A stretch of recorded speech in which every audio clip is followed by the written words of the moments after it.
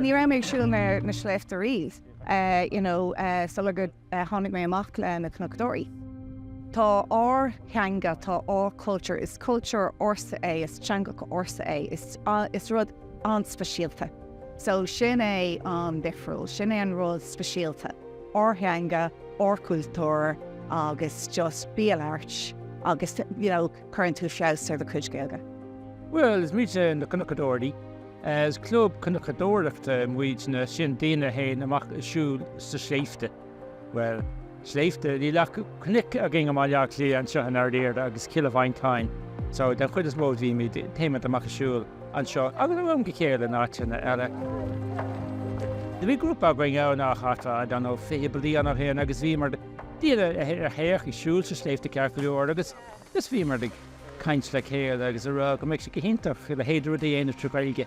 So chus í mar a kaint a díana eile agus de réir a chéad a tháinig grúpa going le chéile.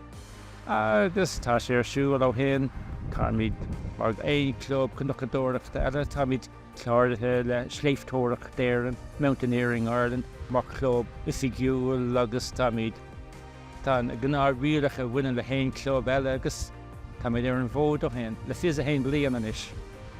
Tá muid garban óir de baile cumann go na Chill Mhantáin, tá modach sléibhte ar an toras nniu, agus beimiid dul sús ar a bhór, tá súlagam cé bhfuil scamal ar a bhór faoi láthair.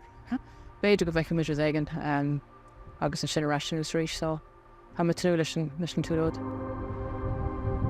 Cláirthe aghaidh mar bhfuil ifigiúil is féidir tá seaas go duine ag go buinte seo.